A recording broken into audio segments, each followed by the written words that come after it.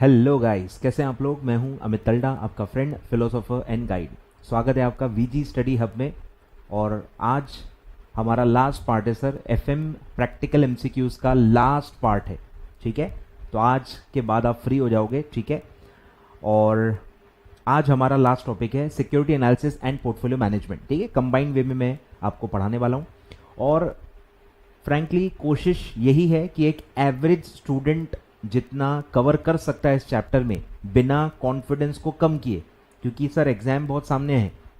Problem यही है कि मैं नहीं चाहता मैं ऐसी कुछ चीज़ें आपको बता दूं जो एग्जाम के पहले आपका कॉन्फिडेंस और लो कर ले। इसीलिए मैं जो जो आप कर लोगे, भले आपने पहले नहीं पढ़ा होगा, भले आप पहली बार ये चीज़ पढ़ रहे होंगे, स्टिल अगर आप वो कर सकते हो क्योंकि वो ईजी हैं, तो वो सारी चीज़ें मैं इसलिए कवर करवा रहा हूँ। और कुछ कुछ जो बहुत ही हाई लेवल कैलकुलेशंस वाले हैं, जिसमें सॉल्व करने के लिए 15 से 20 मिनट लग जाएंगे, आपको पूरा टेबल बना के पूरा जो सॉल्व करना होता है, उस टाइप के क्वेश्चन में इसमें नहीं करवाने वाला सर। ठीक है, वो मेरे हिसाब से आपको नहीं करने चाहिए। ठीक है, क्योंकि मुझे नहीं पता कौन से बच्चे ने किया है, कौन से बच्चे ने नहीं किया है।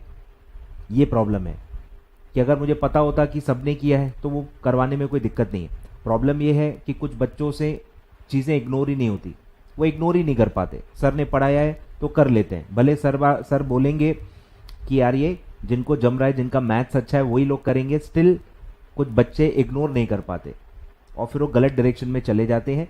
और मैं नहीं चाहता कि कोई भी नेगेटिव इफेक्ट अभी पड़े, तो ऐसा कोई भी क्वेश्चन मैं कराऊंगा नहीं जिनसे मुझे लगेगा कि यार बच्चों को नहीं जमेगा, फालतू वो उसमें टाइम वेस्ट करेंगे और अपना कॉन्फिडेंस खो देंगे। ठीक है, तो कोशिश यही होगा जो भी मीडियम लेवल के क्वेश्चंस हैं, इजी टू मीडियम लेवल के क्वेश्चंस हैं, वही हम इसमें करने वाले हैं। ठीक है, तो जो भी मैंने मेरी शीट में दिए हैं वो तो मैं पढ़ाऊंगा ही पढ़ाऊंगा। कुछ कुछ मैं मॉड्यूल के भी क्वेश्चंस आपको कराऊंगा, कुछ कुछ ही जो मुझे लगेंगे कि आप कर सकते हो इतने एंड मोमेंट पे भी, वही क्वेश्चन मैं आपको कराऊंगा। ठीक है, चलिए सर, तो एक्सपेक्टेशन क्या रखनी है इस लेक्चर से ये मैंने आपको बता दिया है। ठीक है, बच्चों की क्या एक्सपेक्टेशन है मुझे पता है, इसीलिए मैं आपको पहले से ही बता रहा हूं कि मैं इस लेक्चर में क्या आपको दे पाऊंगा और क्या नहीं दे पाऊंगा, तो आप डिसाइड कर पाओ कि आपको ये लेक्चर देखना है कि नहीं देखना है। चलिए सर, ठीक है, लाइक कर दो वीडियो फटाफट। तो अपन स्टार्ट करते हैं, फटाफट लाइक कर दो भाई। चलिए स्टार्ट करें क्या।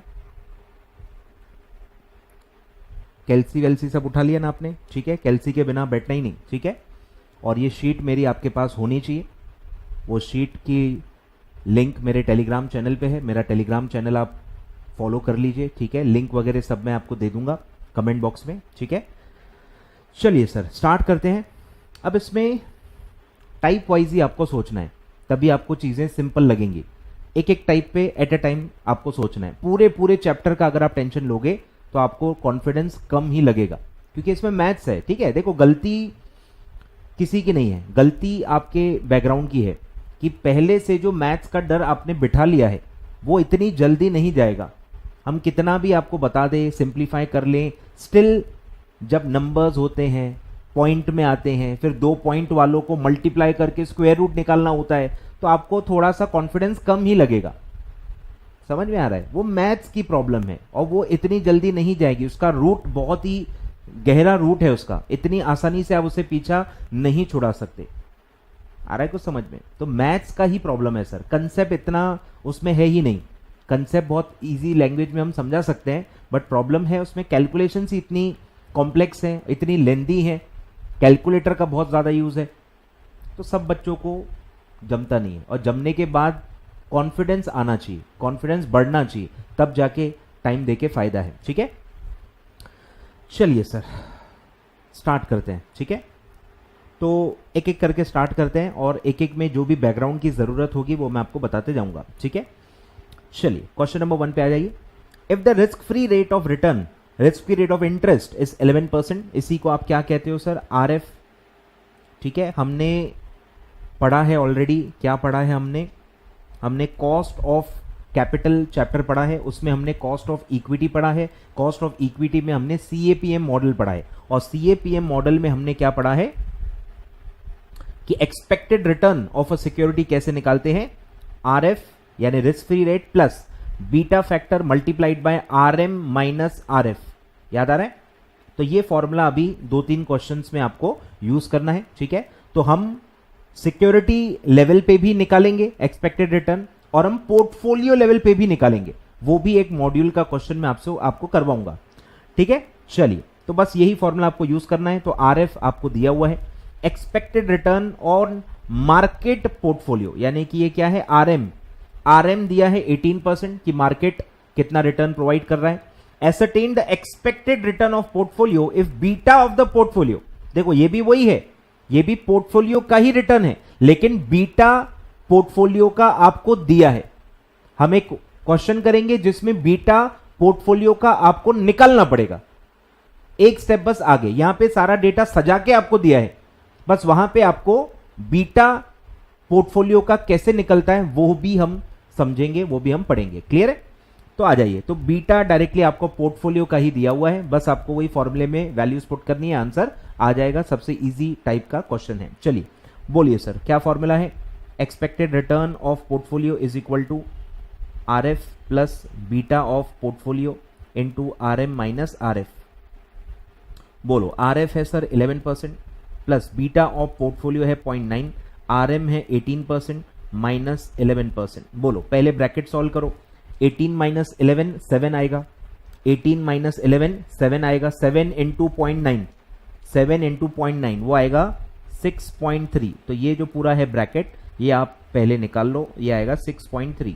तो 11 प्लस 6.3 तो ये आएगा 17.3%, 17.3% आ रहा है समझ में? तो बिल्कुल CAPM मॉडल का ये क्वेश्चन है, सारे वैल्यूज दिए हैं, put the value get the answer, ठीक है। एज ए सिंपल क्वेश्चन बिल्कुल छोड़ना नहीं है। चलिए, आ रहा है ख्याल में? सब पोर्टफोलियो के बारे में था, पोर्टफोलियो दिया हुआ था। अब एक काम करते हैं, वो वाला क्वेश्चन जिसकी मैं बात कर रहा था वो करते हैं, सॉरी, ठीक है। ये वाला क्वेश्चन हम सॉल्व करते हैं, ठीक है। ध्यान दो, मॉड्यूल का क्वेश्चन है, इंस्टीट्यूट का न्यू सिलेबस का, CS एग्जीक्यूटिव FSM का मॉड्यूल का क्वेश्चन है, ठीक है। पेज नंबर भले आप नोट कर सकते हो, 328, ठीक है। चलिए, Divankar has invested in 4 securities MNOP, particulars of which are as under. Amount invested दिया है 1,25,000, 1,50,000, 80,000, 1,45,000, अलग अलग पैसा आपने लगाया है। टोटल कितना है वो निकाल लो, टोटल निकाल लो यहीं पे, 1,25,000 प्लस 1,50,000 प्लस 80,000 प्लस 1,45,000, तो टोटल आता है सर 5 लाख। तो पूरा पोर्टफोलियो है सर आपका 5 लाख का, जो आपने अलग अलग पैसा लगाया है। अमाउंट का यहां पे क्या लेना देना है? वेटेज निकालने के लिए। याद आ रहा है वेटेज? WACC हमने पढ़ा था, कुछ याद आ रहा है? WACC कैपिटल स्ट्रक्चर, तो उसमें जैसे हम अमाउंट लेते थे ना, अमाउंट का क्या रेलेवेंस है? वेट निकालने के लिए। तो यहां पे भी अमाउंट का और कोई काम नहीं है, इससे आपको पोर्टफोलियो का वेट निकालना है कि एक एक सिक्योरिटी का पूरे पोर्टफोलियो में कितना वेटेज है, ताकि आप वेटेड एवरेज निकाल पाओ, ठीक है। ध्यान दो, अब इंडिविजुअल बीटा दिया है, देखो इंडिविजुअल M का बीटा, N का, O का, P का, पोर्टफोलियो का बीटा नहीं दिया है, वो पोर्टफोलियो का बीटा आपको निकालना है। और वो कैसे निकलेगा? Weighted average of the individual betas, weighted average of individual betas is called as portfolio beta. अब वेट क्या लेंगे कि आपके पोर्टफोलियो में कितना वेटेज है, आपका जो सिक्योरिटी है उसमें जो अमाउंट इन्वेस्टेड है वो अमाउंट का कितना वेटेज है in the total portfolio. Clear है? तो वेटेड एवरेज ही लेना है। वेटेड एवरेज हमने 3-4 जगह पे पढ़ लिया है। एग्जाम्पल जो मैंने आपको दिया, कैपिटल स्ट्रक्चर में जब अपने WACC पढ़ा था, WACC भी आप क्या करते हो? वेटेड एवरेज ही लेते हो। बस वही वेटेड एवरेज वाला कंसेप्ट आपको यहां पे यूज करना है। क्लियर है? चलिए, फिर आपको और भी डेटा दिया है कि if RBI bonds carries an interest rate of 8%, RBI बोले तो रिस्क फ्री रेट, जहां रिस्क ही नहीं है, तो ट्रेजरी बॉन्ड्स, गवर्नमेंट बॉन्ड्स, ये सब क्या है? RF है, रिस्क फ्री रेट है 8%। निफ्टी बोले तो मार्केट, NSE निफ्टी, तो RM दिया है 14%, मार्केट का रिटर्न है 14%, रिस्क फ्री रेट है 8%। बस क्या नहीं दिया है? Portfolio beta. अगर आप पोर्टफोलियो बीटा निकाल लो तो आपके पास डेटा है कि आप एक्सपेक्टेड रिटर्न ऑफ पोर्टफोलियो निकाल पाओ। आ रहा है समझ में? सेम क्वेश्चन है, तो आपको RF भी दिया है, RM भी दिया है, सिर्फ क्या नहीं दिया है? बीटा। पोर्टफोलियो का बीटा नहीं दिया है, बस आपको पोर्टफोलियो का बीटा निकालना है। क्लियर है? तो बोलो क्या करेंगे?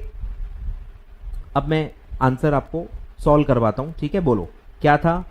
MNOP बोलो 1,25,000, 150, 80, 145 बोलो, ऐसा आपका अमाउंट है और इसका टोटल भी ले लो 5 लाख। ठीक है, तो सबसे पहले क्या निकालेंगे, वेटेज, फिर इंडिविजुअल बीटा और फिर हम निकालेंगे वेटेड एवरेज। ठीक है, तो वेटेज इनटू बीटा और फिर उसका हम सम करेंगे तो वो आ जाएगा वेटेड एवरेज।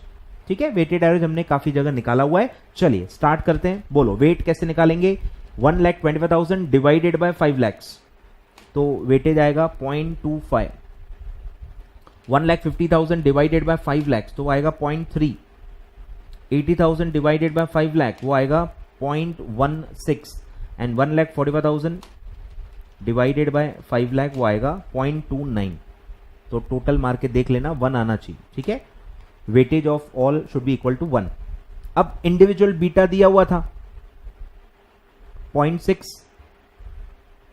1.5, 0.9, 1.3। ठीक है, तो अब मल्टीप्लाई करो और इसको m प्लस करते जाना। ठीक है, चारों को मल्टीप्लाई करके m प्लस कर देंगे और जब आप MRC दबाओगे तो आपको पोर्टफोलियो का बीटा मिल जाएगा। ठीक है, चलिए तो 0.25 इंटू 0.6 डायरेक्ट m प्लस, ये आ गया 0.15। फिर है 0.3 इंटू 1.5 m प्लस करते जाना 0.45। फिर है 0.16 इंटू 0.9 m प्लस, ये आएगा 0.144। फिर आएगा 0.29 इंटू 1.3 m प्लस, तो ये आएगा 0.377। MRC दबा दो तो ये आएगा 1.121, 1.121। ठीक है, तो अब ये नॉर्मल क्वेश्चन बन गया जो अभी हमने सॉल्व किया। बोलो तो expected return of portfolio is equal to RF जो कि कितना था 8% प्लस बीटा जो हमने अभी निकाला 1.121, RM 14% माइनस RF 8%। बोलो सर, पहले ब्रैकेट सॉल्व करो, 14 माइनस 8 तो ये आएगा 6 इंटू 1.121 तो ये आएगा 6.726। तो 8% प्लस 6.726% ऐड करो,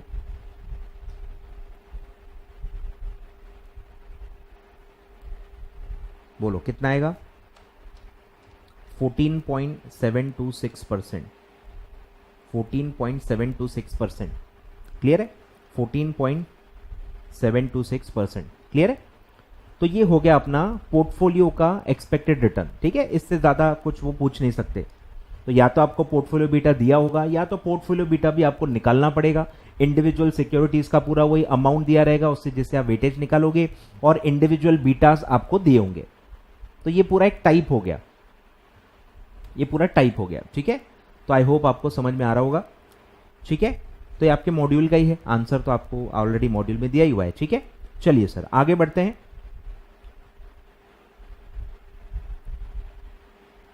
वापस आ जाओ शीट पे। चलिए सर बड़े आगे। अब इसमें एक और इजी क्वेश्चन है, पहले मैं वो पढ़ा देता हूं। बोलो जो हमने अभी किया वही है। बोलो क्या हैगा, when a portfolio comprises of investments in 3 shares A, B, C। देखो हमने तो और टफ क्वेश्चन सॉल्व कर दिया, वहां तो शेयर दिया भी नहीं था, वहां अमाउंट दिए थे, अमाउंट से हमने वेटेज निकाले। यहां आपको डायरेक्टली वेटेज दिया हुआ है कि इसका वेटेज 40% है, इसका 25 है, इसका 35 है, वेटेज भी दिया है, बस मल्टीप्लाई करके सम लेके वेटेड एवरेज निकालना है। ठीक है, तो बोलो whose betas are 1.3, 1.6, 1.2 respectively, calculate the portfolio beta. बोलो सिंपल है, इस टाइप के भी क्वेश्चन आपको आ सकते हैं। बोलो क्या करेंगे, A, B, C। बोलो वेटेज 0.4 यानी 40%, 0.25 यानी कि 25%, 0.35। ठीक है, टोटल आएगा 1 और इंडिविजुअल बीटास हैं 1.3, 1.6, 1.2। तो सेम मल्टीप्लाई करो, m प्लस करते जाओ, मल्टीप्लाई करो, m प्लस करते जाओ और फिर हम दबाएंगे MRC, तो आपका आंसर आ जाएगा। बोलो 0.4 इंटू 1.3 m प्लस, ये आएगा 0.52। 0.25 इंटू, बोलो 0.25 इंटू 1.6, ये आ गया 0.4 और 0.35 इंटू 1.2 m प्लस, तो ये आया 0.42। MRC दबा दो तो ये आएगा 1.34। ठीक है, बीटा है 1.34 टाइम्स, 1.34 टाइम्स, 1.34 टाइम्स आ रहा है क्या? ठीक है, सिंपल है, सेम टाइप का है, सेम टाइप का है। चलिए एक और निकालते हैं, इजी इजी वाले मैं पहले फटाफट पढ़ा देता हूं। बोलो, ये भी आई थिंक वही है, बीटा आपको निकालना है, CAPM मॉडल पे ही है। बोलो, मतलब फॉर्मूला सेम है, फॉर्मूला सेम है, यहां आपको बीटा निकालना है। वैसे बीटा दिया होता है, मतलब रिवर्स वर्किंग करनी है और कुछ नहीं है। बोलो, रिस्क फ्री रेट यानी RF आपको दिया हुआ है 5%, मार्केट रिटर्न दिया है RM दैट इज 10%। अब यहां पे कॉस्ट ऑफ इक्विटी आपको दिया है, जो नॉर्मली आप निकालते हो कॉस्ट ऑफ इक्विटी, वो यहां पे दिया हुआ है 15%। आपको निकालना है बीटा, बताओ कितना है। ठीक है, बोलो, फॉर्मूला सेम है, KE cost of equity is equal to RF plus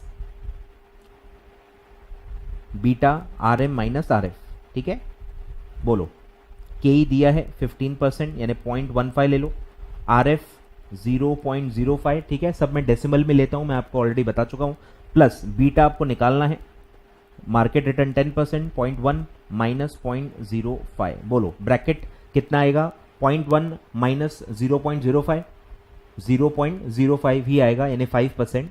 ठीक है, तो बोलो क्या करेंगे, इसको इधर भेजो, प्लस है उस साइड जाएगा माइनस हो जाएगा, तो 0.15 minus 0.05 is equal to beta into 0.05। ठीक है, तो ये कितना बचेगा? ये आएगा 0.1।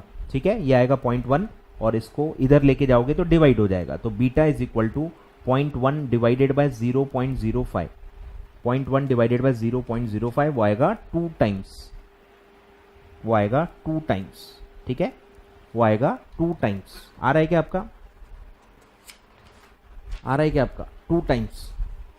तो सेम कंसेप्ट है, सेम फॉर्मूला है, सिर्फ नॉर्मली जो निकालते हैं KE वो आपको दिया है, बीटा आपको पूछा है, तो आपको बस इक्वेशन को घुमाना है, इक्वेशन को ट्विस्ट करना है और आपका आंसर आपको आ जाना चाहिए। क्लियर है?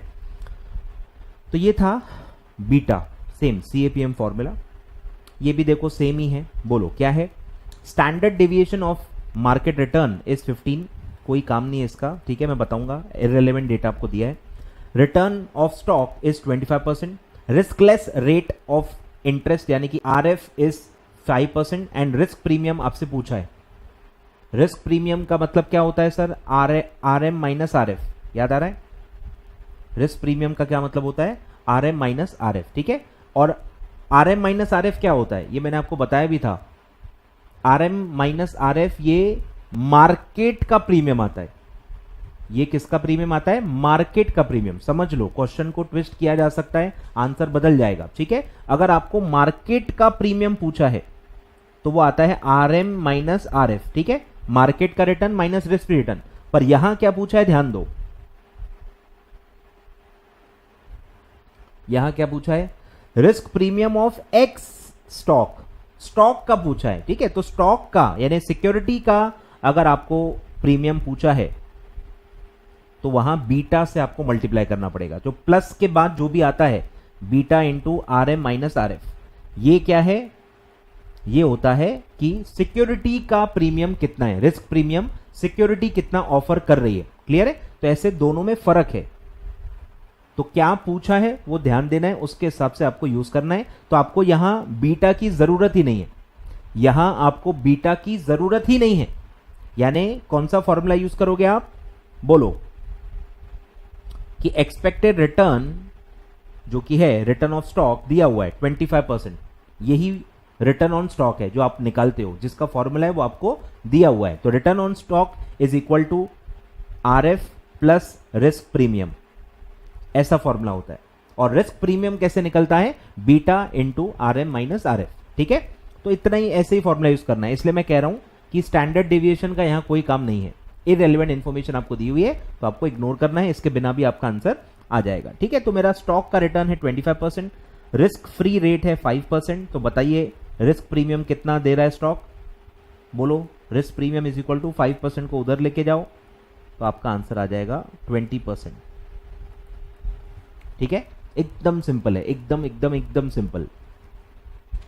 चलिए बढ़े आगे। तो ये आप लिख लो, ये आप लिख लो।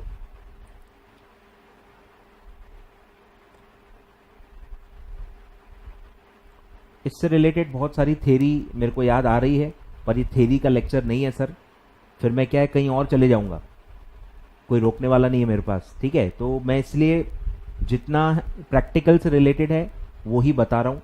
ऐसा नहीं है कि मुझे कुछ चीज़ें क्लिक नहीं हो रही हैं, बहुत सारी चीज़ें हैं इससे रिलेटेड मैं आपको बता सकता हूँ, पर फिर लेक्चर अपन कहीं और ही लेके चले जाएंगे, ठीक है, और वो करना नहीं है। तो ये लिख लो, ये लिख लो, ठीक है। चलिए सर आगे बढ़ते हैं। चलिए एक और क्वेश्चन कर लेते हैं, सिंपल क्वेश्चन है, सॉल्व करते हैं। Companies beta is 1.4 times, market return is 14%, risk free rate is 10%, calculate the expected return based on CAPM। बोलो, सिंपल बेसिक क्वेश्चन, बोलो फटाफट क्या है। RF plus beta RM minus RF, ठीक है, बोलो 10% प्लस बीटा 1.4, 14% माइनस 10%, ठीक है।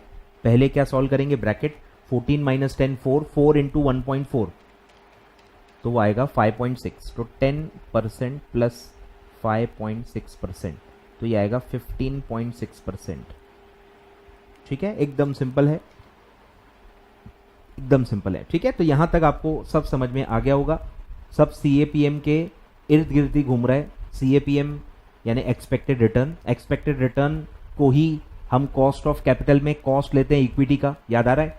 इक्विटी का कॉस्ट क्या होता है, एक्सपेक्टेड रिटर्न, तो इसी को यहां पे अपन क्या बोलेंगे, एक्सपेक्टेड रिटर्न। वहां आप कॉस्ट ऑफ इक्विटी कहोगे, वहां कॉस्ट ऑफ कैपिटल वाले चैप्टर में इसी को क्या बुलाते हैं, कॉस्ट ऑफ इक्विटी, और यहां पे उसी को क्या बुलाएंगे, एक्सपेक्टेड रिटर्न ऑफ सिक्योरिटी और ऑफ पोर्टफोलियो, ठीक है। चलिए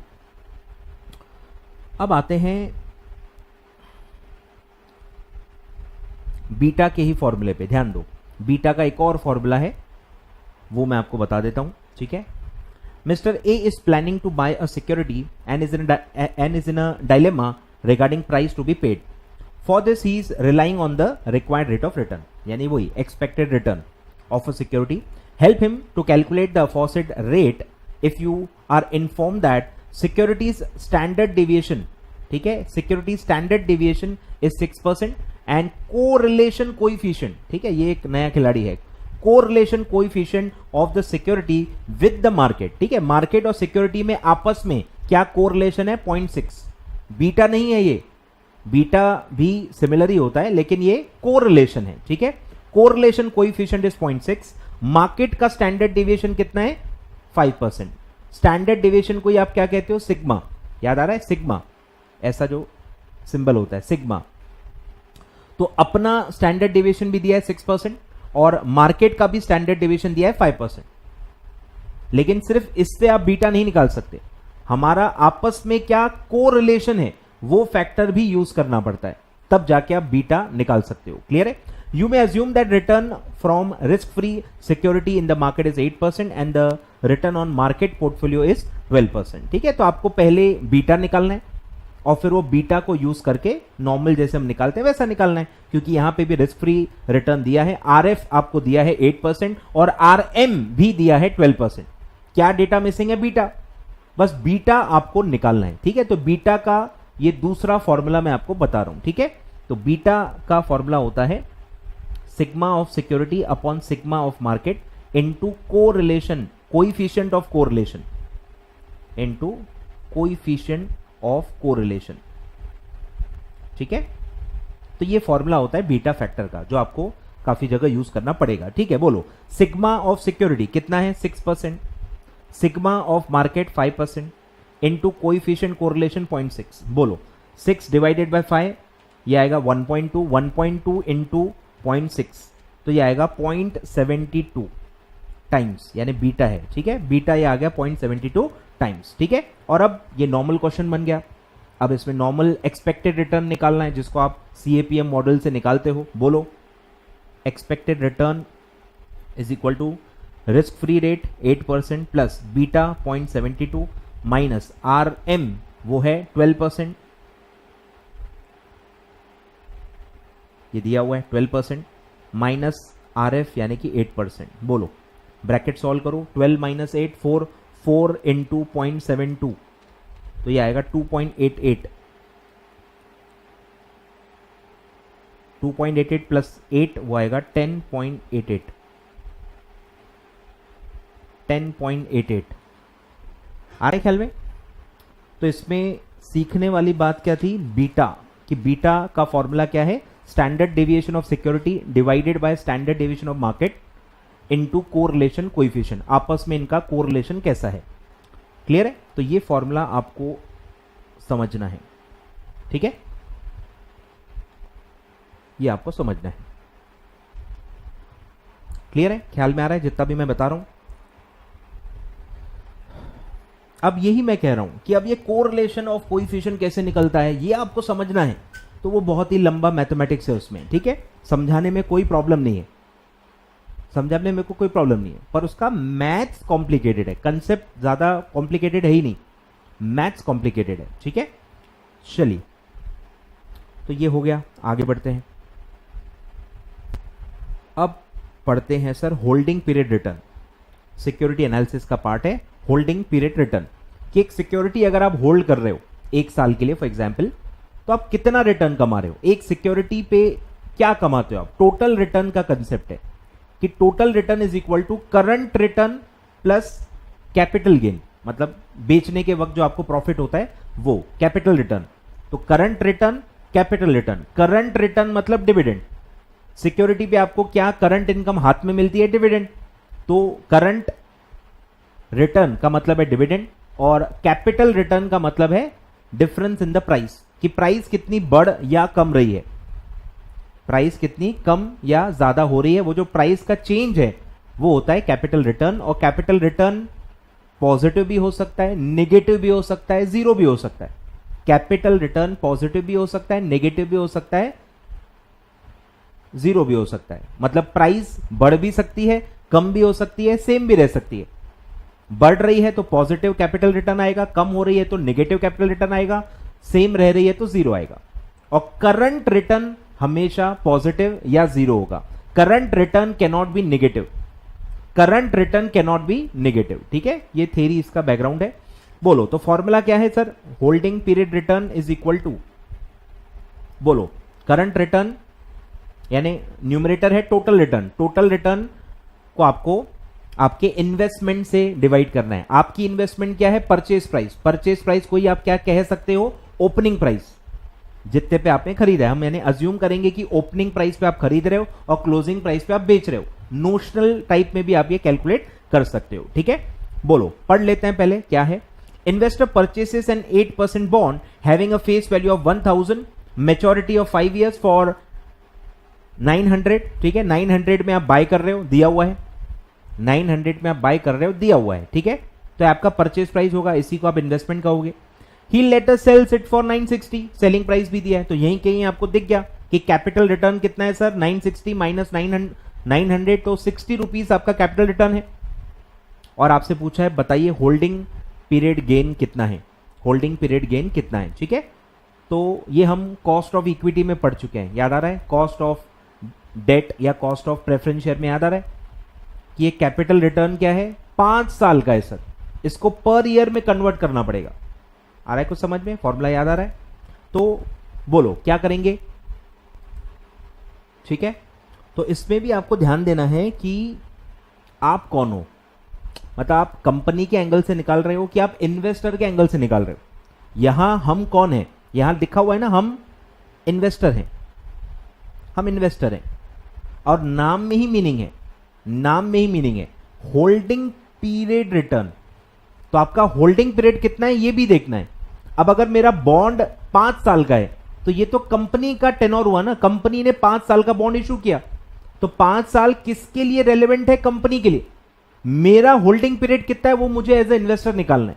और यहां दिया हुआ है कि आपने खरीदा 900 में and a year later, a year later का क्या मतलब है कि आपने 1 साल होल्ड किया है, मतलब ये जो प्राइस राइज है ये एक ही साल की दी है, इसको और डिवाइडेड बाय 5 करने की जरूरत नहीं है। समझ में आ रहा है क्या? ये सेकेंडरी मार्केट का क्वेश्चन है, ये सेकेंडरी मार्केट का क्वेश्चन है, ठीक है, प्राइमरी मार्केट का नहीं है। कंपनी जो इशू कर रही है 5 साल का, ये वो कंपनी के एंगल से नहीं है, प्राइमरी मार्केट के हिसाब से नहीं है। This is from investor point of view. Investor point of view कहां आता है? सेकेंडरी मार्केट में, स्टॉक मार्केट में, ठीक है। तो सेकेंडरी मार्केट में ये ट्रांजैक्शन हो रहा है, आपने 900 में खरीदा और खरीदने के 1 साल के बाद आपने 960 में बेचा, तो ये जो प्राइस राइज है ये एक ही साल की है और होल्डिंग पीरियड रिटर्न भी एक ही साल का आप निकालते हो। क्लियर है? बोलो सर। तो करंट रिटर्न यानी कि इंटरेस्ट, बॉन्ड है तो इंटरेस्ट आएगा। बोलो कितना इंटरेस्ट मिलेगा? 1000 फेस वैल्यू है इनटू बॉन्ड के नाम के पहले 8% दिया हुआ है, 8% आपका रेट ऑफ इंटरेस्ट है, तो ये हो गया इंटरेस्ट प्लस कैपिटल रिटर्न यानी selling price minus purchase price.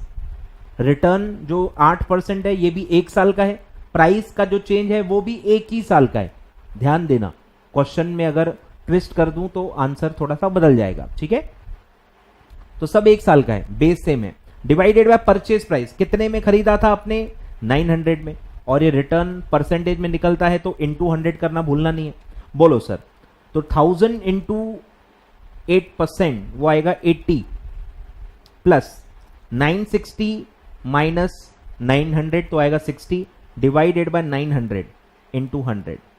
बोलो 80 प्लस 60 ये आता है 140, 140 डिवाइडेड बाय 900 इंटू 100 तो आएगा 15.55 15.55% पर एनम, 15.55% पर एनम आ रहा है क्या आपका? बरोबर 15.55।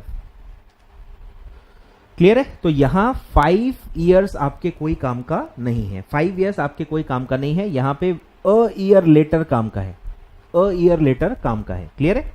तो ये है आपका होल्डिंग पीरियड रिटर्न, ठीक है। आ रहा है ख्याल में? कमेंट में बताते जाना आ रहा है कि नहीं आ रहा है, ठीक है। बढ़े आगे। अब ये भी मस्त क्वेश्चन है, आ जाइए। कैलकुलेशन ज्यादा है, कंसेप्ट कुछ नहीं है। बोलो price of a share today is 100, ठीक है। 0 डेट पे, आज के डेट पे 100 रुपीज का प्राइस है एक सिक्योरिटी का। It grows to 125 at the end of first year, एक साल में 100 से बढ़ के 125 हो गई, फिर 125 से बढ़ के 187.5 हो गई, और फिर 187.5 से बढ़ के 243.75 हो गई। हर साल का इंक्रीज दिया हुआ है, ठीक है। आपसे पूछा है बताइए ये 3 साल का एवरेज रेट ऑफ रिटर्न क्या है? एवरेज कैसे निकलता है सर? तीनों का इंडिविजुअल निकालो डिवाइडेड बाय 3, सिंपल एवरेज। तो पहले आपको इसमें करना क्या है? हर साल का रिटर्न निकालना है। हर साल का अगर इंडिविजुअल रिटर्न मिल जाए तो बस उनका एवरेज ही तो लेना है। तो अब यहां पे रिटर्न मतलब एक ही रिटर्न निकलेगा, दैट इज कैपिटल रिटर्न। कुछ दिया ही नहीं है, शेयर है, डिबेंचर है, क्या है, rate of interest, rate of dividend, कुछ भी नहीं दिया है। तो करंट रिटर्न कुछ भी नहीं है, सबका सब क्या है? कैपिटल रिटर्न है। प्राइस का जो चेंज है वो आपको लेना है। बस यहां पे गड़बड़ क्या होगी? बेस क्या लोगे? बेस इंपॉर्टेंट है। बेस क्या होगा? Opening price. जो साल में आप हो, जो साल में आप हो उसका जो बेस है वो आपका इन्वेस्टमेंट आपको मानना है। जैसे फर्स्ट ईयर में दिया हुआ है, फर्स्ट ईयर में बेस क्या होता है? 0। तो आज फर्स्ट ईयर के हिसाब से देखूं तो मेरा इन्वेस्टमेंट कितना आएगा? 100। लेकिन जब मैं सेकेंड ईयर में जाऊंगा तो सेकेंड ईयर का ओपनिंग प्राइस क्या होगा? जो फर्स्ट ईयर का क्लोजिंग है। स्टॉक की तरह अकाउंट्स में जो स्टॉक पढ़ते हो ना, फर्स्ट ईयर का क्लोजिंग सेकेंड ईयर का ओपनिंग बनेगा। तो 125 मेरा इन्वेस्टमेंट हो जाएगा फॉर सेकेंड ईयर, वो मेरी ओपनिंग प्राइस होगी। मैंने 125 पे खरीदा है ऐसा आपको मानना है, और वो बढ़ के 187.5 हो गया है। सिमिलरली जब आप थर्ड ईयर में जाओगे तो थर्ड ईयर में इन्वेस्टमेंट क्या मानोगे? 187.5। सेकेंड ईयर का क्लोजिंग थर्ड ईयर का ओपनिंग माना जाएगा। क्लियर है? बस ये बेस की गड़बड़ आपसे हो सकती है। गलती से आप हर साल में बेस क्या ले लोगे? 100। तो ऐसा नहीं लेना है। बेस हर साल 100 नहीं आएगा, हर अलग अलग साल को अलग अलग मानना है। फर्स्ट ईयर अलग है, इंडिपेंडेंट है, सेकेंड ईयर अलग है, इंडिपेंडेंट है, थर्ड ईयर अलग है, इंडिपेंडेंट है, ऐसे मानना है, तभी आप गलती नहीं करोगे। ठीक है? बोलो फर्स्ट ईयर में क्या होगा सर? क्लोजिंग माइनस ओपनिंग, ठीक है। फॉर्मूला क्या है, closing price minus opening price divided by opening price into 100, ये आपका फॉर्मूला है। क्लोजिंग क्या है, सेलिंग प्राइस, ओपनिंग क्या है, परचेज प्राइस। समझ में आ रहा है क्या, ठीक है। बोलो closing price 125 minus 100 divided by 100 into 100। बोलो 125 माइनस 100, 25 डिवाइडेड बाय 100 इंटू 100, तो ये आएगा 25%। इंटू 100 कर रहे हो तो क्या आएगा, आंसर आएगा परसेंट में, ठीक है। फिर सेकेंड ईयर का निकालो सर। बोलो closing 187.5 minus opening second year का लेना है 125 डिवाइडेड बाय 125 इंटू 100।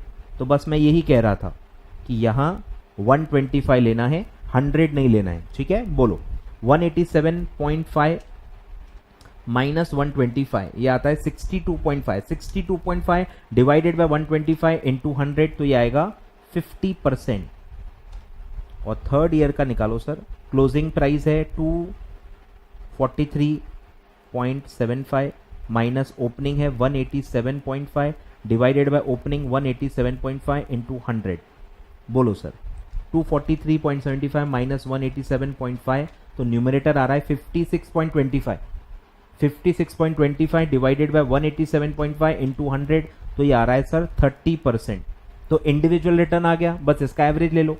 बोलो sir average rate of return is equal to, first year का था 25%, सेकेंड ईयर का है 50%, थर्ड ईयर का है 30% डिवाइडेड बाय 3। बोलो 25 प्लस 50 प्लस 30 डिवाइडेड बाय 3, तो एवरेज रेट ऑफ रिटर्न आया मेरा 35% per annum. 35% per annum, 35% per annum आ रहा है। तो एकदम सिंपल है। इसमें क्या गड़बड़ आप कर सकते हो, बेस की। बेस के अलावा मुझे बताओ इसमें गड़बड़ हो ही क्या सकती है, सोच के देखो क्या गड़बड़ हो सकती है। कुछ भी नहीं, बस हो सकता है गलती से आप बेस हर साल में क्या ले लो 100, इसके अलावा और कोई गलती नहीं हो सकती है। क्लियर है। तो ये आ गया आपका एवरेज होल्डिंग रिटर्न, जो भी आपका हो, ठीक है। तो इंडिविजुअल निकाल के सिंपल एवरेज लेना है। आगे बढ़ते हैं। फिर है इकोनॉमिक वैल्यू एडेड, ठीक है। तो बहुत ही सिंपल है। बोलो क्या है, फॉर्मूला आता है इकोनॉमिक वैल्यू एडेड का, आपका रिटर्न यानी कि NOPAT, net operating profit after taxes, net operating tax profit after taxes minus आपका कॉस्ट ऑफ कैपिटल, ठीक है। तो ये आपका फॉर्मूला है। बोलो you made 1,50,000 capital investment in your company, operating profit after taxes is 50,000 and the opportunity cost of that investment, पूरे investment का दिया है 12%, बराबर। बोलो कमाई है 50,000 और कॉस्ट है 12%, और 12% का इन्वेस्टमेंट का, इन्वेस्टमेंट दिया हुआ है 1,50,000। क्लियर है। तो बोलो नोपैट है 50,000 माइनस कॉस्ट ऑफ कैपिटल कैसे आएगा, मेरा इन्वेस्टमेंट 1,50,000, इस पे 12% मेरा कॉस्ट है, तो 1,50,000 इंटू 12% मेरा कॉस्ट आएगा 18,000। 18,000 माइनस करो, 50,000 minus 18,000 that will come to 32,000। तो ये एकदम सिंपल ईवीए का क्वेश्चन आता है, ठीक है। अब ये नोपैट कैसे निकलता है, इसमें थोड़ा सा क्वेश्चन को ट्विस्ट किया जा सकता है। नोपैट कैसे आता है सर, ये मैं आपको कॉर्पोरेट अकाउंटिंग में बता चुका हूं सर, ठीक है। कॉर्पोरेट अकाउंटिंग में हमने कॉर्पोरेट फाइनेंशियल रिपोर्टिंग पढ़ा था। कॉर्पोरेट फाइनेंशियल रिपोर्टिंग में हमने पूरा ये पढ़ा था, याद आ रहा है, ईवीए, एमवीए, वीएएस सब पढ़ा था, ठीक है। तो उसमें मैंने आपको नोपैट का कैलकुलेशन ईवीए में बताया था, ठीक है। बोलो तो उसमें आता है सर ईबीआईटी से स्टार्ट होता है, ईबीआईटी माइनस इंटरेस्ट तो आता है ईबीटी, फिर माइनस आता है सर टैक्स तो आएगा अर्निंग आफ्टर टैक्स, और अर्निंग आफ्टर टैक्स में अगर आप इंटरेस्ट को ऐड बैक कर लो तो वो आता है NOPAT, net operating profit after taxes. तो इसमें आपको ट्विस्ट दे सकते हैं, हो सकता है आपको ईबीआईटी दिया हो, अलग से इंटरेस्ट दिया हो, टैक्स रेट दिया हो, तो आपको नोपैट निकालना पड़ सकता है। उससे ज्यादा कुछ इसमें है ही नहीं, उससे ज्यादा इसमें कुछ है ही नहीं। तो अगर आपको ये पता है तो आप वो भी निकाल लोगे, प्रॉफिट निकालना कोई बड़ी बात है भी नहीं, ठीक है। तो ये आपको यूज करना पड़ सकता है इन केस प्रॉफिट थोड़ा सा ऊपर ऊपर दिया है तो।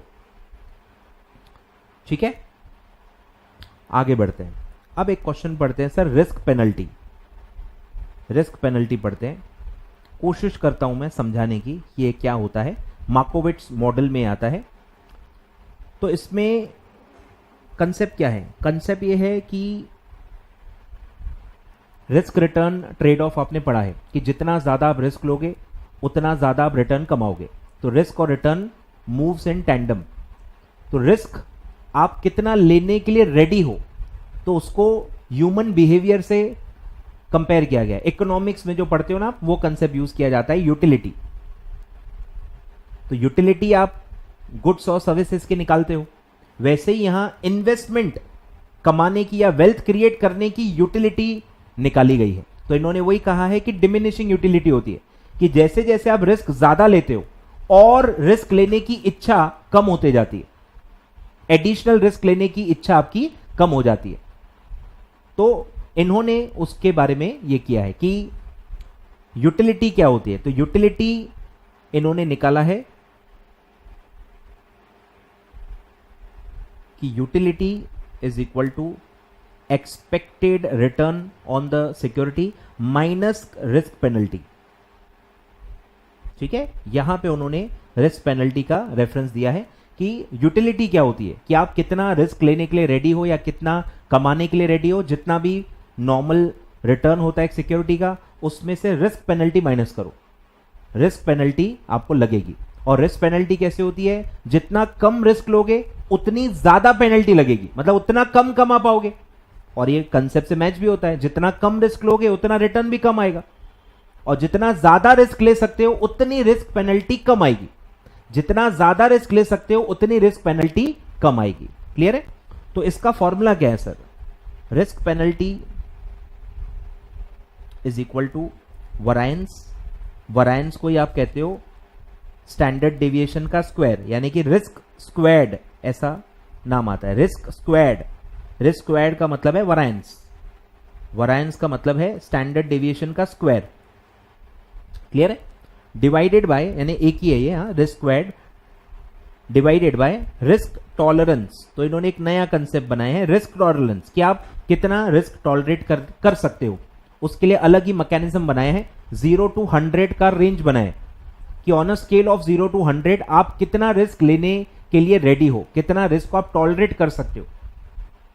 तो ये तो जो इन्वेस्टर है उसके हिसाब से निकलेगा कि इन्वेस्टर कितना रिस्क टॉलरेट कर सकता है। ठीक है, तो ये फॉर्मूले से आप निकाल सकते हो कि कितनी रिस्क पेनल्टी आपको लग सकती है, और उससे आप फिर यूटिलिटी निकाल सकते हो। ठीक है, बोलो अब क्वेश्चन पढ़ते हैं।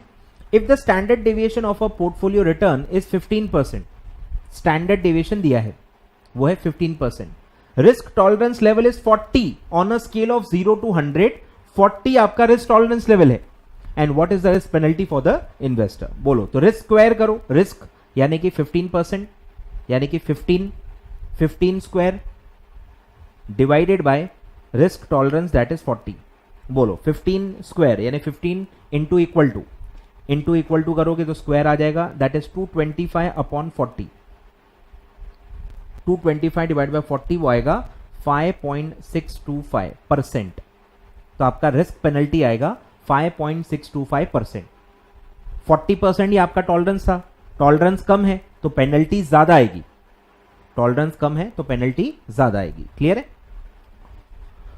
तो बस फॉर्मूला याद रखना है भाई, स्टैंडर्ड डेविएशन का स्क्वायर, उसी को आप वरायंस कहते हो। Variance divided by risk tolerance, वो आपको दिया रहेगा। ठीक है, तो दो फिगर दिए रहेंगे सर, स्टैंडर्ड डेविएशन दिया रहेगा और रिस्क टॉलरेंस दिया रहेगा। स्टैंडर्ड डेविएशन का स्क्वायर लेना है और उसको डिवाइड कर देना है रिस्क टॉलरेंस से, तो आपका रिस्क पेनल्टी आपको आ जाएगा। क्लियर है? तो ये कंसेप्ट होता है रिस्क पेनल्टी का। ठीक है, तो ये था जो मैंने आपको सब दिया हुआ था, इतना मैंने दिया हुआ है। ठीक है, तो अपन ने क्या क्या पढ़ा है देखो, अपन ने एक पढ़ लिया CAPM, पोर्टफोलियो बीटा पढ़ लिया, पोर्टफोलियो रिटर्न पढ़ लिया, फिर अपन ने होल्डिंग पीरियड रिटर्न पढ़ा। ठीक है, और हमने अब पढ़ा रिस्क पेनल्टी। ठीक है, और हमने पढ़ा EVA। ठीक है, 2-3 पॉइंट और हैं जो मेरे हिसाब से आप स्किप भी कर सकते हो। एक चीज मैंने आपको कैपिटल बजटिंग में पढ़ाई थी, स्टैंडर्ड डेविएशन, याद आ रहा है? लास्ट क्वेश्चन में पूरा टेबल बना के पूरा मैंने आपको समझाया था स्टैंडर्ड डेविएशन कैसे आता है। तो वही चीज पूरी है, स्टैंडर्ड डेविएशन वैसे ही निकलता है, ठीक है।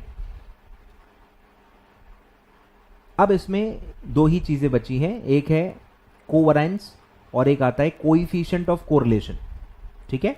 तो ये चीजें हैं जो मैं आपको कह रहा हूं कि आप स्किप कर सकते हो, क्योंकि इसमें बहुत सारी कैलकुलेशंस हैं और इसमें बहुत सारी चीजें होती हैं। अब इसमें से कुछ कुछ मैं आपको मॉड्यूल से कोशिश करता हूं करवाने की, जो जो मुझे लगेगा कि आपको इजी लगेंगी, ठीक है। आ जाइए, ठीक है। अब एक कंसेप्ट आता है sir, Sharpe ratio. Sharpe ratio, इस पे क्वेश्चन आ सकता है सर, ठीक है। जो भी मैं आपको एक्स्ट्रा पढ़ा रहा हूं वो सब मैं मेरी एमसीक्यू शीट में ऐड करके आपको अपडेट करके दे दूंगा, ठीक है। ये वैसे भी लास्ट पार्ट है, तो जहां जहां जो जो मैंने एक्स्ट्रा पढ़ाया है वो सब मैं इसमें ऐड करके विथ आंसर आपको दे दूंगा। अपडेटेड शीट एक आध दिन में आपको मिल जाएगी मेरे टेलीग्राम चैनल पे, टेलीग्राम आप ज्वाइन कर लेना, ठीक है। तो ये पार्ट में हम पढ़ रहे हैं शार्प रेशो। अब ये शार्प रेशो क्या होता है? शार्प रेशो निकालता है कि हर एडिशनल रिस्क से, एडिशनल के बारे में बात करता है कि रिस्क फ्री रिटर्न तो आप कमा ही रहे हो ना, बिना रिस्क के रिस्क फ्री रिटर्न आप कमा ही रहे हो, तो रिस्क लेने की वजह से आपको एडिशनल रिटर्न मिल रहा है। तो हर 1% एडिशनल रिस्क लेने के लिए आपको कितना रिटर्न मिल रहा है, ये अगर निकालना पड़े तो आप उसको कहते हो शार्प रेशो, कि पर 1% ऑफ रिस्क आपको कितना रिटर्न मिल रहा है। मतलब रिस्क लेना सही है कि नहीं, ये आपको अगर देखना है तो आप एडिशनल के ऊपर ही देखोगे ना कि मैं कितना रिस्क ले रहा हूं और मुझे कितना एडिशनल रिस्क मुझे रिटर्न मिल रहा है उस पर। तो ये आप शार्प रेशो से निकाल सकते हो, ठीक है। ध्यान दो, the ratio describes how much excess return, ध्यान दो, how much excess return you are receiving for extra volatility, यानी risk, extra risk that you endure by holding a riskier asset, ठीक है। तो पर 1% ऑफ रिस्क आप कितना रिटर्न कमा रहे हो, ये आपको शार्प रेशो बताता है। आए ख्याल में? तो जितना रिस्क ले रहे हो कम से कम उतना रिटर्न तो मिले ना, तो 1 तो आंसर आना ही चाहिए। 1 से कम है तो फिर आप रिस्क मत लो, अगर 1 से भी कम आ रहा है तो रिस्क लेके फायदा नहीं है ना, रिटर्न कम है रिस्क ज्यादा है, रिस्क रिटर्न ट्रेड ऑफ तो होना चाहिए ना। तो 1 या उससे ज्यादा का अगर ये रेशो आता है तो आप उसमें इन्वेस्ट कर सकते हो। क्लियर है? ध्यान दो,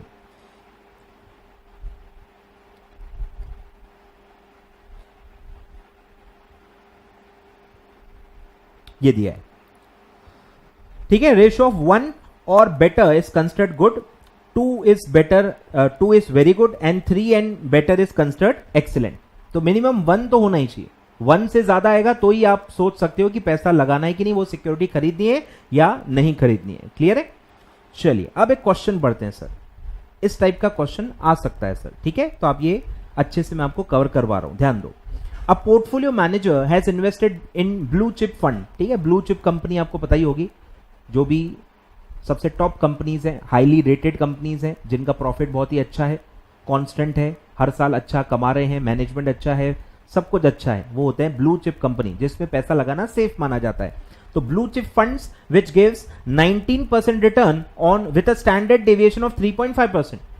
आपका रिटर्न है 19% और वो कितना डेविएट हो सकता है अप डाउन, 3.5%। ये मैंने आपको समझा दिया था कैपिटल बजटिंग में, ठीक है।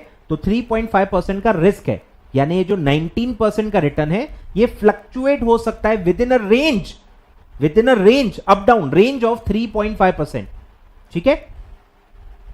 Calculate the Sharpe ratio if the risk free return is 7%, Sensex return is 18%, जिसको आप आरएम कहते हो, और मार्केट का रिस्क भी दिया है 4%। क्लियर है? पूछा क्या है सर? Sharpe ratio. अब शार्प रेशो का सर फॉर्मूला समझ लो, शार्प रेशो का फॉर्मूला समझ लो, RX माइनस RF, मतलब यह है कि कितना आप एडिशनल रिटर्न कमा रहे हो, कितना आप एडिशनल रिटर्न कमा रहे हो। RX क्या है sir? Average return, rate of return of X, ठीक है। X का return minus risk free rate, मतलब इसी को क्या कह सकते हो आप? पूरा एडिशनल रिटर्न। अब इसमें आप क्या गड़बड़ करोगे? नॉर्मली CAPM में आप क्या लेते हो, RM माइनस RF लेते हो।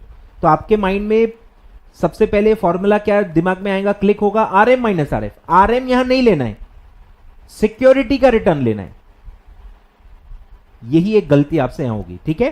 तो रिटर्न ऑफ मार्केट नहीं है, ये रिटर्न ऑफ मार्केट नहीं है, रिटर्न ऑफ सिक्योरिटी है। सिक्योरिटी का return minus risk free return, यानी आपके इसमें रिस्क प्रीमियम कितना है, एडिशनल, इसी को आप क्या कह सकते हो, रिस्क प्रीमियम, ठीक है। इसी को आप क्या कह सकते हो, रिस्क प्रीमियम। कि एक्स्ट्रा रिटर्न कितना है, एक्स्ट्रा रिटर्न डिवाइडेड बाय आपकी सिक्योरिटी का स्टैंडर्ड डिविएशन। आ रहा है कुछ समझ में? अब इसको यूज करो, यूज करो, बोलो। Return of security 19% minus risk free return, risk free return दिया हुआ है 7%, तो ये आ गया आपका न्यूमरेटर। एडिशनल रिटर्न कितना मिल रहा है, 19 माइनस 7 यानी कि 12%, ठीक है। 12% आप एक्स्ट्रा कमा रहे हो, बिना रिस्क के 7% कमा सकते हो, रिस्क लेके कितना कमा रहे हो, 19। तो रिस्क के वजह से एक्स्ट्रा कितना मिल रहा है, 12%, डिवाइडेड बाय आप कितना रिस्क ले रहे हो सर, 3.5%। स्टैंडर्ड डिविएशन आपका दिया हुआ है 3.5%। बोलो तो क्या आएगा, 12 डिवाइडेड बाय 3.5।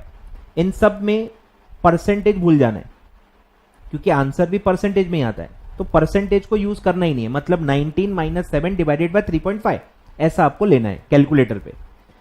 तो बोलो कितना आएगा, 3.42 या 43%, ठीक है। यानी पर 1% रिस्क, पर 1% रिस्क आप 3.43 कमा रहे हो। 3.43 मतलब टाइम्स, रिस्क के मुकाबले 3.43 टाइम्स बोल सकते हो इसको आप। तो पर 1% के लिए 3.43%, ऐसा इसको इंटरप्रेट किया जाता है, ठीक है। और अब आपको निकालना है, अब ये खैर मार्केट का पूछा ही नहीं है, पर मार्केट का भी आप निकाल सकते हो कि सेंसेक्स का शार्प रेशो क्या है। ये तो मेरी सिक्योरिटी का हुआ, एक्स सिक्योरिटी का हो गया, ब्लू चिप कंपनी जो दिया हुआ है। अब मार्केट का कितना है शार्प रेशो, वो भी आप निकाल सकते हो, क्योंकि मार्केट का रिटर्न भी दिया है, मार्केट का भी रिस्क दिया है, तो मार्केट का निकाल लो। बोलो मार्केट का क्या आएगा, market return 18% minus risk free return 7%। तो ये हो गया कि मार्केट कितना एडिशनल रिटर्न प्रोवाइड कर रहा है, मार्केट कितना एडिशनल रिटर्न प्रोवाइड कर रहा है, डिवाइडेड बाय मार्केट रिस्क जो कि है 4%। बोलो कितना आएगा, 18 माइनस 7 डिवाइडेड बाय 4, तो वो आएगा 2.75% या टाइम्स, जो भी बोलो, जैसा भी आपको इंटरप्रेट करना हो। तो मार्केट 2.75 टाइम्स का एडिशनल रिटर्न दे रहा है पर 1 यूनिट ऑफ रिस्क, और अपनी सिक्योरिटी दे रही है 3.43, तो अपनी सिक्योरिटी ज्यादा रिटर्न दे रही है एज कंपेयर टू रिस्क। तो यहां लिखा है देखो, since Sharpe ratio of blue chip companies higher, hence fund has outperform the market, ठीक है। मार्केट से भी अच्छा रिटर्न, एडिशनल रिटर्न पर 1 यूनिट ऑफ रिस्क हम दे रहे हैं, ठीक है। तो मार्केट दे रहा है 2.75 और हमारा फंड दे रहा है 3.43 टाइम्स, ठीक है। तो इस तरह से इसको इंटरप्रेट करते हैं, क्लियर है। तो ये क्वेश्चन मैं आपके शीट में बाद में ऐड कर दूंगा। चलिए सर, तो ये था आपका शार्प रेशो, ठीक है। आइए सर एक और क्वेश्चन करते हैं। मैं कोशिश कर रहा हूं, देखो अपने हिसाब से अपना 100% मैं दे रहा हूं कि यार क्या क्या आपको करा सकता हूं, ठीक है। तो पोर्टफोलियो रिस्क पढ़ लेते हैं, जो आपका ये फॉर्मूला है, काफी बच्चों ने पढ़ा होगा। ये फॉर्मूला अपन पढ़ लेते हैं कि कैसे यूज करते हैं। इस पे क्वेश्चन तो आने के चांसेस बहुत ही कम है, स्टिल पढ़ लेते हैं, ठीक है। तो ये है कि पोर्टफोलियो रिस्क कैसे निकलता है, पोर्टफोलियो का सिग्मा। पोर्टफोलियो में अब बहुत सारे सिक्योरिटी हो सकते हैं, ये 2 सिक्योरिटी का मॉडल है, ठीक है। ये 2 सिक्योरिटी का मॉडल है, 3 का भी हो सकता है, 4 का भी हो सकता है, वो आपके सिलेबस में नहीं है। आपके सिलेबस में 2 सिक्योरिटी मॉडल दिया हुआ है, ठीक है। तो अगर मेरे 2 सिक्योरिटी हैं तो उनका कुछ तो रिस्क होगा, इंडिविजुअल स्टैंडर्ड डिविएशन, और फिर मेरे पोर्टफोलियो में उनका कुछ वेटेज होगा। वेटेज मैंने आपको बता दिया अमाउंट से निकलता है, अमाउंट भी दिया जा सकता है, अमाउंट से आप वेट निकालो या डायरेक्टली वेटेज दिया रहता है। तो अगर आपके पास डेटा दिया है कि कितना वेटेज है, कितना पैसा प्रपोर्शन आपने इंडिविजुअल सिक्योरिटी में लगाया है, उनका इंडिविजुअल रिस्क कितना है, स्टैंडर्ड डिविएशन वो दिया हुआ है, और उनके रिटर्न में कितना कोरिलेशन है, वो कोरिलेशन का भी फैक्टर अगर आपको दिया हुआ है तो आप इससे पोर्टफोलियो का रिस्क निकाल सकते हो। तो आपके पास 3 जानकारियां होनी चाहिए। तो मैं आपको ये टेबल बता रहा हूं, ध्यान दो, ये जानकारी दी हुई है, ध्यान दो, ये जानकारी दी हुई है। तो मैं आपको अलग से बताता हूं ताकि आपको टफ ना लगे। बोलो, जानकारी क्या है सर? 2 सिक्योरिटी है सर, एक्स और वाई। इनका इंडिविजुअल जो स्टैंडर्ड डिविएशन है वो है 2 और 4%, रिस्क है 2% और 4%। अलग अलग वेटेज आप ले सकते हो। मैं आपको ये वाला बताने वाला हूं, ठीक है, कि x का वेटेज है 80%, यानी कि 0.8, और बचा हुआ 0.2 इसका होगा। वेट्स का टोटल 1 आता है, आपको पता होगा, ठीक है। तो मेरे पास देखो दोनों के सिग्मा आ गए, दोनों के वेटेज आ गए। अब मुझे सिर्फ क्या चाहिए? Correlation, coefficient of correlation. तो वो आपको यहां दिया हुआ है, वो है -1, ठीक है। तो -1 है कोएफिशिएंट ऑफ कोरिलेशन। अब -1 का क्या मतलब है? माइनस का मतलब है नेगेटिव, माइनस मतलब नेगेटिव, बोलने की जरूरत ही नहीं, नेगेटिव कोरिलेशन है, और वो भी पूरा 1 मतलब परफेक्ट नेगेटिव कोरिलेशन। +1 होता है तो परफेक्ट पॉजिटिव कोरिलेशन, 0 है तो नो रिलेशन, कोई कोरिलेशन नहीं है, दोनों अलग अलग है, इंडिपेंडेंट है, एक की वजह से दूसरे को कोई फर्क ही नहीं पड़ता। तो ये हम देख रहे हैं कि एक की वजह से दूसरे में क्या इंपैक्ट होता है। जब आप पोर्टफोलियो बना रहे हो, 2 सिक्योरिटी को मिक्स कर रहे हो, तो एक की वजह से दूसरे के रिटर्न पे फर्क पड़ता है। 1 security affects the return of another, अगर आप उसको कंबाइन करते हो तो उसी को कहते हैं कोएफिशिएंट ऑफ कोरिलेशन। तो वो पॉजिटिव भी हो सकता है कि एक का रिटर्न बढ़ रहा है तो दूसरे का भी बढ़ रहा है, दोनों अगर सेम डायरेक्शन में बढ़ रहे हैं, दोनों बढ़ रहे हैं, तो वो क्या होता है? Positive relation. और अगर एक बढ़ रहा है लेकिन उसके वजह से दूसरा कम हो रहा है, तो इसको कहते हैं नेगेटिव कोरिलेशन। क्लियर है? तो यहां पे नेगेटिव कोरिलेशन है।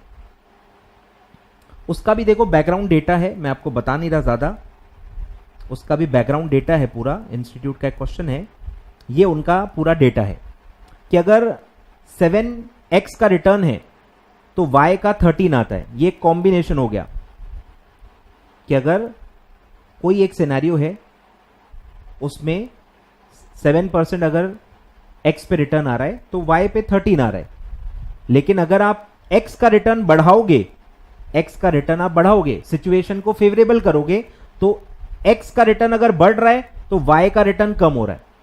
तो यहीं के यहीं दिख रहा है कि कोरिलेशन क्या है? नेगेटिव है। एक का रिटर्न बढ़ा रहे हो तो दूसरे का रिटर्न कम हो जा रहा है, ऐसी सिचुएशन को कहते हैं नेगेटिव कोरिलेशन। ठीक है, तो ये पूरा उसका बैकग्राउंड डेटा है। अब अपन वर्किंग पे फोकस करते हैं। ठीक है, आपको फॉर्मूला समझना है सर। फॉर्मूला क्या है? वेटेज का स्क्वायर, वेटेज का स्क्वायर इनटू स्टैंडर्ड डिविएशन का स्क्वायर। ठीक है, इनको मल्टीप्लाई करके एक वैल्यू आ गई, plus weightage of y into standard deviation of y। ठीक है, और फिर प्लस 2 इंटू दोनों के वेटेज, 2 इंटू दोनों के वेटेज को मल्टीप्लाई करो इनटू आर एक्स वाई, यानी वही correlation of X Y into standard deviation of X into standard deviation of Y. मतलब 3 फिगर्स हैं, 3 फिगर्स हैं, तीनों निकालो, तीनों को m plus M plus M plus कर दो, MRC दबाओगे तो आपका आंसर आएगा। उसका फिर स्क्वायर रूट लेना है। लास्ट स्टेप क्या है? स्क्वायर रूट लेना भूलना नहीं। समझ में आ रहा है? तो आपको ये सब डेटा दिया है, एक एक करके स्टार्ट करते हैं। बोलो, पहला क्या है? W x square into standard deviation of x square. बोलो कितना आएगा? वेटेज क्या है? 0.8 स्क्वायर इंटू स्टैंडर्ड डिविएशन है 2%, तो 2 स्क्वायर। बोलो कितना आएगा? 0.8 स्क्वायर कैसे निकालेंगे? इंटू इक्वल टू, तो 0.8 इंटू इक्वल टू वो आएगा 0.64। 2 का स्क्वायर तो बच्चे को भी पता है 4, तो 0.64 इंटू 4, तो ये आएगा 2.56। इसको करना है सर m प्लस, इसको करना है m प्लस। फिर सेकंड निकालो, वेटेज मतलब y का निकालना है। बोलो 0.2 स्क्वायर इंटू 4 स्क्वायर। बोलो 0.2 इंटू इक्वल टू आएगा 0.04 इंटू 4, सॉरी 4 स्क्वायर 16 इंटू 16, तो वो आएगा 0.64। इसको भी आपको क्या करना है सर? m plus. क्लियर है? इसको भी क्या करना है? m plus. क्लियर है? अब निकालो थर्ड। थर्ड क्या था, बोलो 2 into weightage of x 0.8 into weightage of y 0.2, दोनों के वेटेज को मल्टीप्लाई करो। 2 इंटू दोनों के वेटेज इंटू कोरिलेशन, कोरिलेशन है सर -1, कोरिलेशन है -1 into standard deviation of x into standard deviation of y। निकालो कितना आएगा ये, 2 इंटू 0.8 इंटू 0.2 इंटू 1 करोगे तो सेम आएगा, बस साइन नेगेटिव ले लेना है। इंटू 1 करेंगे तो सेम आएगा, बस साइन नेगेटिव ले लेंगे। इंटू 2 इंटू 4, तो ये आ गया -2.56। इसको m प्लस नहीं करेंगे क्योंकि स्क्रीन पे 2.56 आया है, अपन को करना क्या है माइनस, तो ये m माइनस दबाओ, ठीक है। इसको क्या दबाएंगे, m माइनस, तो MRC दबाओगे तो अपने आप ये माइनस हो जाएगा, तो m माइनस दबा रहा हूं मैं इसको, और अब दबाओ MRC, तो ये आएगा 0.64। तो आपको बस स्क्वायर रूट लेना है, स्क्वायर रूट लेना है 0.64 का। 0.64 स्क्रीन पे ही दिख रहा है, स्क्वायर रूट दबाओ तो ये आएगा 0.8, ये आएगा 0.8। तो पोर्टफोलियो का बीटा या पोर्टफोलियो का रिस्क कितना है, 0.8। क्लियर है, तो देखो दिया हुआ है 0.8 आ रहा है ख्याल में, तो पोर्टफोलियो का स्टैंडर्ड डिवीजन आएगा 0.8। तो ये बस आपको ऐसे निकालना है और कुछ नहीं है। एक और करते हैं तो आपको थोड़ा कॉन्फिडेंस आएगा।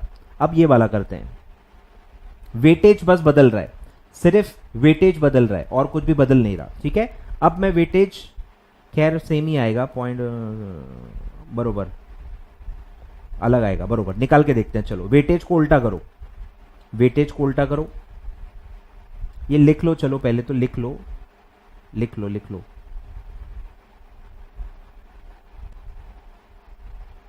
क्योंकि वर्किंग इंस्टीट्यूट ने दी नहीं है, लिख लो।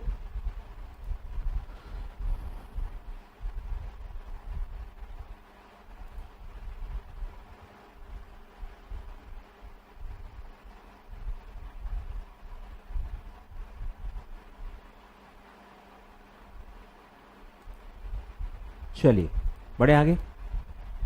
अब मैं इसके वेटेज बदल रहा हूं, ठीक है। अब वेटेज क्या है सर, x का वेटेज है 0.2 और y का वेटेज है 0.8, बाकी सेम है। स्टैंडर्ड डेविएशन 2 और इसका स्टैंडर्ड डेविएशन 4 और कोरिलेशन है -1, सेम है। वेटेज बदल दिया तो देखिए पोर्टफोलियो रिस्क पे कितना फर्क पड़ जाता है, ठीक है, क्योंकि नेगेटिव कोरिलेशन है, ध्यान दो नेगेटिव कोरिलेशन है, इसलिए फर्क पड़ेगा। बोलो तो पहला, अब डायरेक्ट मैं फॉर्मूला ही ले लेता हूं, चलो बोलो। Weightage of x square 0.2 square into 2 square plus 0.8 square into 4 square plus 2 into weightage of x into weightage of y into correlation, coefficient of correlation -1 into standard deviation of x into standard deviation of y। बोलो क्या आएगा, निकालते जाओ। 0.2 square यानी into equal to 2 square 4 into 4, तो पहला आएगा 0.16 plus बोलो 0.8 स्क्वायर 0.64 इंटू 16, तो ये आएगा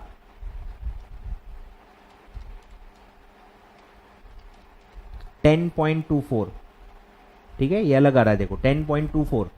फिर 2 इंटू 0.2 इंटू 0.8 इंटू 1, वही साइन बदल देंगे, माइनस कर देंगे, मतलब ये वाली जो साइन है, ये वाली साइन अब क्या हो जाएगी, माइनस। ध्यान देना ये साइन हो जाएगी माइनस, क्योंकि यहाँ माइनस है, तो साइन प्लस माइनस माइनस हो जाएगी, ठीक है। बाकी एज इट इज निकालेंगे, तो 2 into 0.2 into 0.8 into 1 into 2 into 4, तो ये आएगा 2.56 और इसका स्क्वायर रूट। बोलो तो 0.16 प्लस 10.24 माइनस 2.56, तो ये आएगा 7.84, उसका स्क्वायर रूट। बोलो 7.84 का स्क्वायर रूट, बस स्क्वायर रूट दबाओ तो आएगा 2.8। आ रहा है समझ में, तो ये आ रहा है सर 2.8। तो बस फॉर्मूला आपको समझना है, फॉर्मूला आपको याद करना है, सारे वैल्यूज आपको दिए रहेंगे, दोनों के स्टैंडर्ड डेविएशन दिए रहेंगे, दोनों के वेट्स यानी प्रपोर्शंस आपको दिए होंगे, कोरिलेशन कोएफिशिएंट भी आपको दिया रहेगा। बस ये मैथमेटिक्स वाला क्वेश्चन है, ठीक है। तो 2 मैंने करवा के बता दिए, ठीक है। आया तो आप आराम से सॉल्व कर सकते हो, ठीक है। तो आप भले होमवर्क ले लो, मॉड्यूल के जो दूसरे हैं ना वो आप निकाल के देखो आपके आ रहे हैं कि नहीं। नहीं आ रहे हैं तो आप मेरे ऐप पे आके मेरे से डाउट सॉल्विंग कर सकते हो, ठीक है। तो आप होमवर्क ले लो, 0 वाला मत लो, ये वाला लो, 66 और 34, ये वाला आप ले लो होमवर्क, ठीक है। ये ट्राई करना और देखना कि 0 रिस्क आता है कि नहीं। 0 रिस्क एग्जैक्टली आना चाहिए, ये आपका होमवर्क है, ठीक है। कमेंट करके बताना शराफत से कि आपने होमवर्क किया कि नहीं, आपका 0 आया कि नहीं। नहीं आया तो ऐप पे आ जाना है सर, ऐप में अमित तलडा क्लासेस ऐप पे आके चैट बॉक्स में मुझसे पूछ लेना है। मतलब आपका क्या आ रहा है, डायरेक्ट वर्किंग शेयर करना है। सर ये समझा दो, ऐसा नहीं, आपने ट्राई करना चाहिए पहले। तो आपकी जो भी वर्किंग आ रही होगी वो आप पहले मेरे को भेजना, फिर आपने क्या गलती की है वो मैं आपको बताऊंगा, उसी को डाउट सॉल्विंग बोलते हैं, ठीक है। सिर्फ वर्किंग नोट देने को डाउट सॉल्विंग नहीं कहते हैं, ठीक है। तो ऐसा है, और ये अगर आ गया फिर आप ये भी ट्राई कर सकते हो, 100 और 0, 0 और 100, ये वेटेज लेके भी आप ट्राई कर सकते हो कि आपके आंसर आ रहे हैं कि नहीं आ रहे हैं। तो आपका एक टॉपिक बहुत अच्छे से कॉन्फिडेंटली आपका हो जाएगा। क्लियर है, ठीक है। तो इन्होंने कोएफिशिएंट बदल के भी कुछ एग्जाम्पल दिए हैं, इसका भी मैं एक आध करा देता हूं तो आपको समझ में आ जाएगा कि अगर अपन वेट सेम रखें, सब सेम रखें, लेकिन सिर्फ कोएफिशिएंट बदल दें तो क्या आंसर आएगा, वो भी दिया हुआ है, ठीक है। तो इन्होंने एग्जाम्पल लिया है 2/3 1/3 का, मतलब 0.66 और 0.334 वाला। अब ये होमवर्क है एक्चुअली, ऊपर का अपना होमवर्क है ना, तो मैं अलग लेता हूं, ठीक है। कोरिलेशन ऊपर अपन को क्या यूज करना है, -1, ठीक है। ऊपर कोरिलेशन क्या यूज करना है, -1। नीचे अभी अपन कोरिलेशन बदल रहे हैं, देखो कोरिलेशन बदल रहा है, तो मैं कोरिलेशन बदल के आपको सॉल्व करवा के एक आध बता देता हूं। तो अपन एक काम करते हैं सर, 0.25 लेके देखते हैं, +0.25, +0.5 है तो इतना आता है कि नहीं, चेक करते हैं। चलो ये आप लिख लो, ठीक है, स्क्रीन शॉट ले लो या जो भी लेना है ले लो, ये लिख लो, ये लिखो, लिखो, ठीक है। पॉज करके लिख लो या स्क्रीनशॉट ले लो, जो भी करना है करो।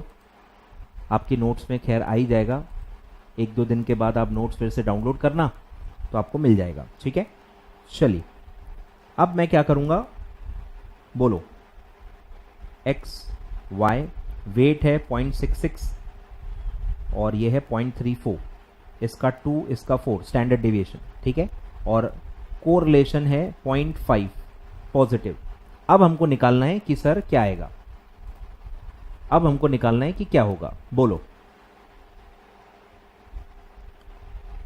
सॉरी, बोलो। 0.66 square into 2 square plus 0.34 square into 4 square plus 2 into 0.66 into 0.34 into correlation 0.5 positive into 2 into 4, ठीक है। बोलो, एक एक निकालते जाओ। 0.66 इंटू इक्वल टू वो आएगा 0.4356 इंटू 2 का स्क्वायर 4 आएगा, तो इंटू 4 करो तो ये आएगा 1.7424 प्लस बोलो 0.34 इंटू इक्वल टू वो आएगा 0.1156 इंटू 16, 4 स्क्वायर 16 आएगा, तो ये आएगा 1.8496 प्लस बोलो 2 into 0.66 into 0.34 into 0.5 into 2 into 4, तो ये आएगा 1.7952। तीनों को ऐड करो और स्क्वायर रूट ले लो, बोलो 1.7424 प्लस 1.8496 प्लस 1.7952, तो ये आता है 5.3872। उसका बस स्क्वायर रूट ले लो, ठीक है। तो ये आएगा 2.32, 1034 पूरा आ रहा है तो 2.32, तो ये सही आ रहा है, ठीक है। बस फॉर्मूला है, नंबर्स ट्विस्ट करना है तो आपका आंसर आ जाएगा, ठीक है। इसमें भी एक आध आप ट्राई करके देखना, होमवर्क लेके देखना, ठीक है। चलिए सर, लिख लो, स्क्रीनशॉट ले लो या पॉज करके लिख लो।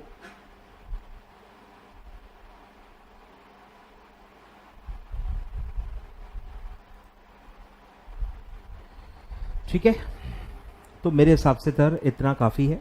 ठीक है, जितना भी मैंने पढ़ाया है सर इतना आप पढ़ सकते हो और आपका कॉन्फिडेंस भी बना रहेगा। इससे आगे अब जितना भी आप और इससे टफ क्वेश्चन सॉल्व करोगे, एडिशनली आपका कॉन्फिडेंस लूज होते जाएगा। तो ये समझ के आप आगे बढ़ना। काफ़ी बच्चे इग्नोर करते हैं कि नहीं करके देखते हैं। अरे करके देखने से ही लोग फंसते हैं, फिर वो नहीं जमता। फिर क्या होता है, अभी तक जो पढ़ापन है सब कितना इजी था वो भी आपको टफ लगेगा। ये पोर्टफोलियो रिस्क भी आपको धीरे धीरे टफ लगने लगेगा। बीटा का जो फॉर्मूला मैंने बताया वो भी टफ लगने लगेगा। सब आपको फिर टफ लगेगा। रिस्क पेनल्टी भी टफ लगेगी, वो भी छोड़ दोगे। तो ये ऐसा ही बिहेवियर होता है, और खासकर जब एग्जाम इतनी सामने हो तो इससे आगे आप मत बढ़ो। रिस्क बहुत कम है। ठीक है, एक आधी क्वेश्चन होगा जो कोरिलेशन है इस पे आ जाएगा, एक क्वेश्चन, इससे ज्यादा का रिस्क है ही नहीं। एटलीस्ट आप इतना तो कवर कर सकते हो जितना मैंने बताया। ठीक है, तो मेरे हिसाब से ये बाउंड्री लाइन है, इतना आप कर लो। इससे ज्यादा आप क्वेश्चन आ भी गया तो आप सॉल्व कर पाओगे कि नहीं ये भी नहीं पता, क्योंकि उसमें लंबे लंबे वर्किंग बनाने पड़ेंगे। टाइम तो लगेगा ही लगेगा, ऊपर से आपका टैली नहीं हुआ या सही आंसर नहीं आया तो वैसे भी आपका वेस्ट ही हो जाएगा। ठीक है, दिसंबर वाले पढ़ सकते हैं। ठीक है, ये मैं अगस्त वालों के लिए बना रहा हूं। क्लियर है? चलिए, तो आई होप पूरी सीरीज आपको पसंद आ गई होगी, आपको फायदा हुआ होगा, ऐसा मैं एक्सपेक्ट कर रहा हूं। ठीक है, जो भी आपका फीडबैक रहा होगा वो आप कमेंट में जरूर बताएं। ठीक है, जरूर जरूर आप फीडबैक शेयर करें ताकि मैं आगे चल के जब नेक्स्ट कुछ लूंगा तो मुझे समझ में आ जाए। ठीक है, तो ये अपनी सीरीज पूरी कंप्लीट होती है। ये पूरी सीरीज अपनी कंप्लीट होती है सर। एमसीक्यू प्रैक्टिकल वाले मैंने आपको लगभग सारे करवा दिए हैं, जितना आपको एग्जाम के लिए करने चाहिए। रिवीजन के हिसाब से जितने भी आपको करने चाहिए वो सारे मैंने आपको करवा दिए। शीट अपडेट करके आपको एक आध दिन में मिल जाएगी।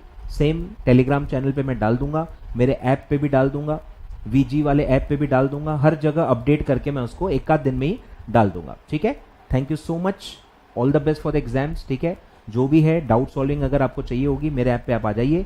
ऐप पे आप डाउट सॉल्विंग पूछ सकते हो, कोई दिक्कत नहीं है। ठीक है, थैंक यू सो मच।